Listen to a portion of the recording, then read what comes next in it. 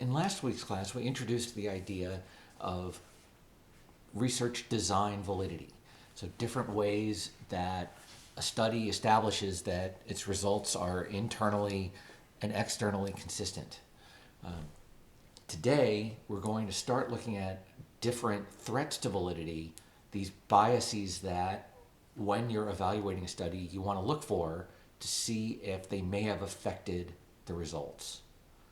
So it's important to remember that when sampling, there's always going to be some sampling error.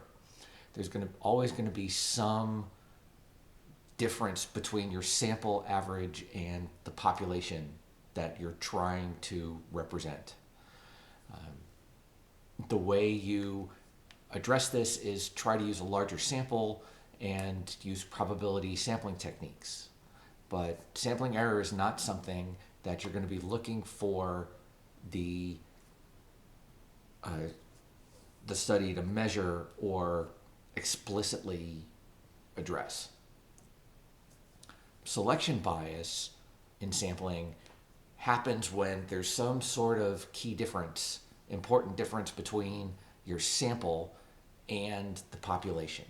So this may happen if you choose a sample of elementary school kids and you only pick kids from the gifted and talented program. Right? They're not going to be representative of the entire K through 6 population. If you're interested in older adults and you only recruit from a single skilled nursing facility, then there may be something about that skilled nursing facility that makes those participants different than other older adults.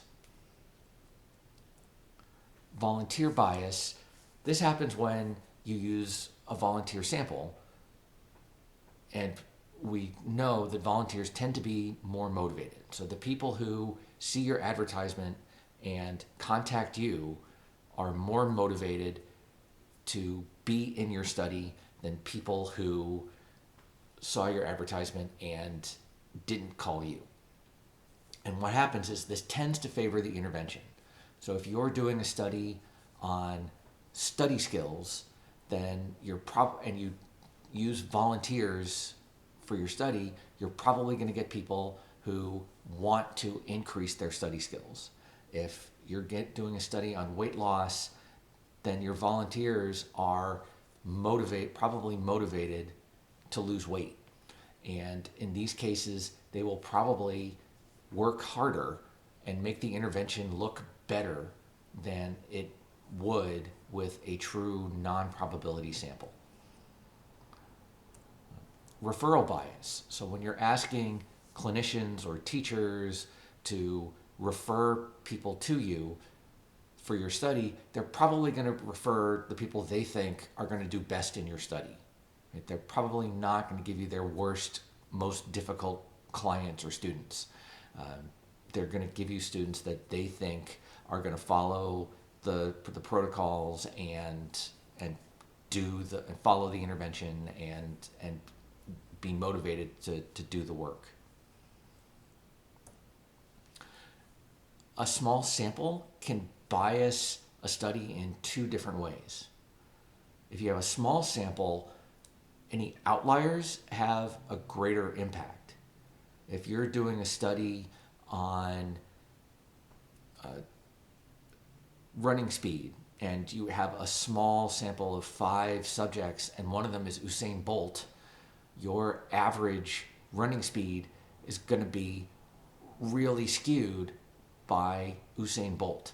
If you're doing a study that looks at income or wealth and Bill Gates is in your study and you've only got 5 people, then Bill Gates' wealth is going to have a outsized impact on the results of your study. However, if you're doing the same study of wealth and you've got 10,000 or 100,000 people in your study, then Bill Gates alone is not going to skew the numbers nearly as much.